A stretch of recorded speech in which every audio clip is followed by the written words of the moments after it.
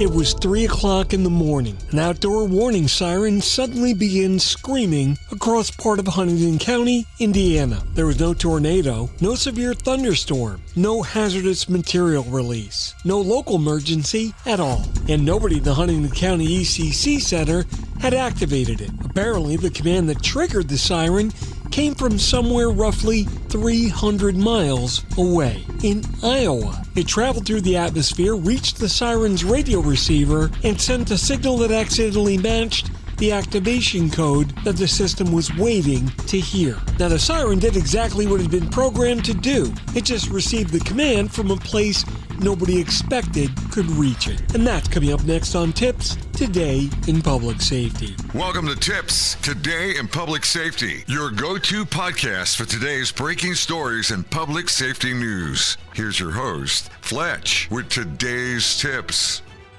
Welcome to TiPS. This is Fletch, and I'm a NENA certified ENP. Every Monday, Wednesday, and Friday, I host the TiPS Today in Public Safety podcast. So sit back and let's figure out what was behind this little event.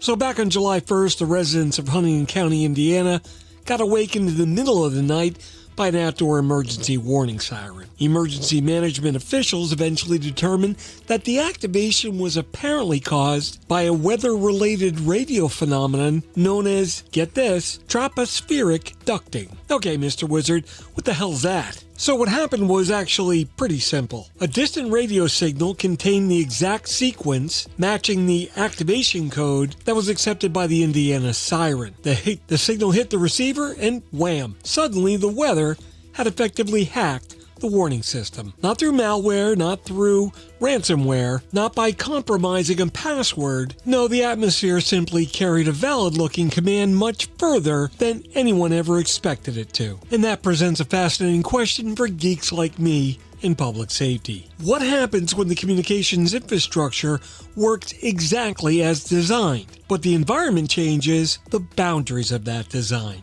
The weather didn't break the radio. Now, in this case, the weather didn't break or stop the radio signal. It didn't weaken it. It didn't block communications between dispatch and the siren. Instead, the atmosphere helped the signal travel way too far. Tropospheric ducting occurs when certain combinations of temperature, humidity, air pressure, and atmospheric layering cause radio waves to become trapped within a layer of the lower atmosphere called the ionosphere. Think of it like an invisible tunnel in the sky.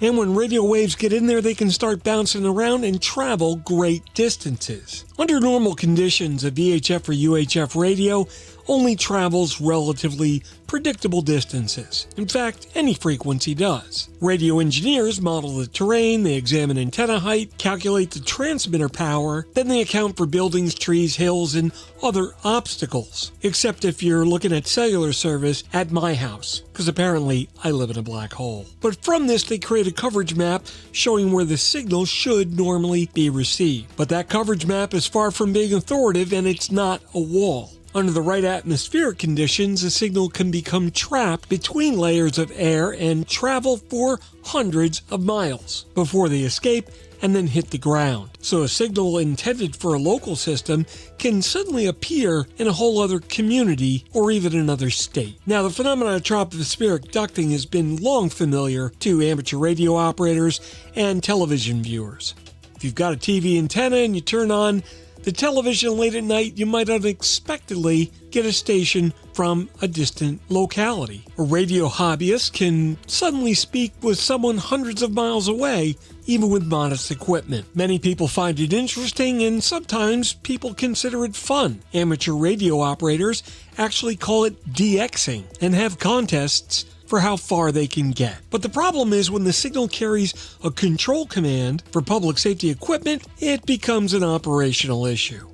The coverage map is not a wall. Radio engineers spend enormous amounts of time designing coverage. Will the signal reach the portable radio inside the school? Will the responder maintain communications in the basement? Will Fletcher get cell service at the house? And will the outdoor warning siren receive its activation command? Coverage engineering typically focuses on making sure the intended signal reaches the intended destination. But this particular incident reminds us that the radio system design must also consider another question. Where else could that signal go? Now, frequency reuse is based on geography, and there are organizations that clear frequencies to ensure agencies don't interfere with each other. But obviously that same radio frequency can be used in distant areas because the normal signal footprints would never overlap. Communities may be separated by hundreds of miles, and under normal conditions, they might as well be on different planets. But atmospheric propagation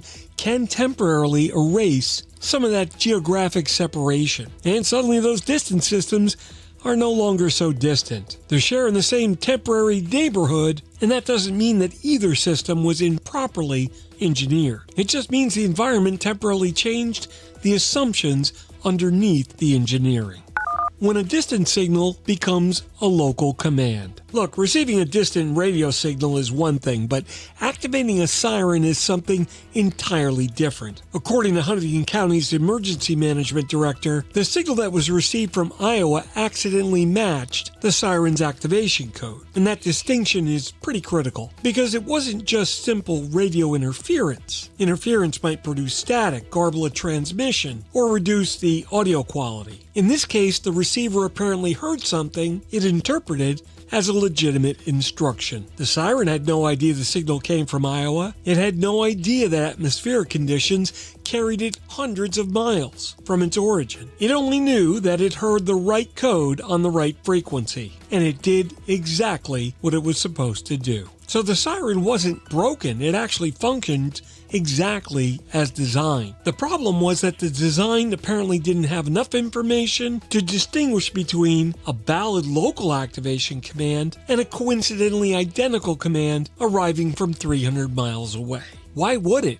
Public safety signals need validation. This is why systems need stronger signaling controls. In this situation, it could include more distinctive activation sequences, unique identifiers, multi-step commands, acknowledgement requirements, source validation, time-limited command windows, encrypted or authenticated signaling, or a confirmation process that requires more than one electronic condition before siren activates. The appropriate solution is going to depend on the equipment, the radio, the risk, and the operational environment that it all lives in. But the central principle is simple. Receiving the correct code does not automatically prove the correct source sent it. And that principle applies a lot further than outdoor sirens. It applies to remote gates, building alarms, utility controls, public address systems, warning beacons, legacy paging systems, and any other infrastructure that accepts commands over an open radio channel.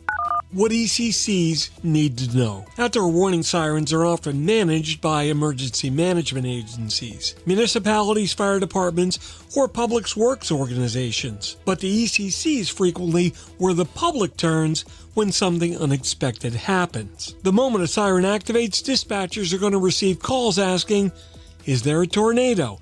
Is there an emergency? Should we evacuate? Was that a test? So the ECC needs immediate situational awareness. Dispatchers should know who activated the system and which sirens were commanded. So that means the siren activation shouldn't exist as an isolated technical function somewhere outside the comm center. No, the process needs operational integration. There needs to be logging. There should be timestamps. There should be clear notification procedures. And don't forget about a defined method for canceling or stopping an accidental activation. And don't forget that there needs to be a public information plan readily available before the siren wakes up half the community at 3 o'clock in the morning. Now, the message doesn't have to be complicated. Just, we're aware of the siren activation. There is currently no known emergency. The activation's being investigated. Continue monitoring for official information. Simple, clear, and immediate. Because silence from public safety creates a vacuum, and social media will happily fill that void. This is much bigger than just one siren. Yeah, while this incident just involved an outdoor warning siren, the underlying lesson is a much broader one. Quite often, public safety infrastructure contains systems that was designed decades ago, back when radio commands were considered relatively trustworthy because of their limited range and their limited access. Nowadays, anybody with $50 can buy a Chinese transmitter off the internet that'll broadcast on nearly any frequency, including public safety. Now, in this case, geography provided part of the security model. But geography is not authentication. Distance isn't authentication. Signal strength is not authentication. And simply a correct tone or sequence doesn't necessarily establish the identity of the sender. Now, as more and more public safety systems become interconnected, remotely controlled, and software-defined, we're all improving capabilities, but we're also increasing the importance of command validation. Legacy radio operates under a much simpler rule than IP encryption technology. If you can hear the right signal, do the right thing. And most days, you know what? That works. But on July 1st, the atmosphere found the exception. Reality check. Look, let's be clear. Tropospheric ducting is not anything that's brand new. Radio signals have traveled beyond their expected coverage area for as long as they've existed. And this incident doesn't mean that outdoor warning sirens across the country are suddenly unreliable. It also doesn't mean that every radio-controlled system needs to be replaced. But it does mean agencies need to understand how their systems authenticate commands and whether they authenticate them at all. It's easy. Just ask the radio shop. If you don't know it, find out what exact sequence activates those sirens and how unique and complex is that sequence. Could another system use the same code accidentally or on purpose? Does the receiver validate the source? Does anything log what was received and when? And can the transmitter be identified? Would a second factor confirmation help if it was required? And how quickly can dispatch verify the activation and determine a procedure for stopping a siren that activates unexpectedly? These aren't tough theoretical cybersecurity questions. These are basic operational questions. Because the next unexpected command may not come through the internet. It may not come floating by a temporary tunnel in the sky. We'll leave it there before we give away too much. The bottom line. Look, public safety communication systems are built around expected operating conditions, expected coverage, expected signal strength, expected geography, expected users, and expected commands. But emergencies have this really nasty habit of exposing the difference between what we expected and what the system can actually do. In Huntington County, the weather did not knock the warning system offline. No, it did something far more unusual. It helped a distant radio signal reach a local radio receiver. And that receiver recognized the signal as its own. That siren didn't know the command came from 300 miles away. It only knew the code matched, and that kicked off the workflow. And that's the lesson right there. Resilience is not just making sure the intended signal reaches the intended destination. It also means understanding where else that signal might travel and what systems might hear it, and what those systems might accidentally do when it arrives. Because sometimes the biggest communications problem is not the fact that the message failed to get through, but it's the fact that it did get through to the wrong place. That wraps up this episode of TiPS. This is Fletch. We'll catch you next time. Take care. Hey, it's Fletch. Thanks so much for hanging out with me today. I hope you learned something new. Remember to catch all of my previous episodes of TiPS, Today in Public Safety, published every Monday, Wednesday, and Friday on most social media platforms and streaming 24/7 at 911tips.com. My blogs are located at fletch.tv and my professional website is at fletch911.com. Remember to like and subscribe. It really helps out the algorithms.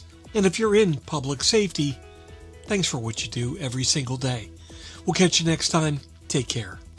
You've been listening to TiPS, Today in Public Safety, your go-to podcast for today's breaking stories and public safety news. Hosted by Fletch and available every Monday, Wednesday, and Friday. Catch past episodes on 911tips.com. Be sure to like and subscribe, and remember to join us each week for the latest on NG 911.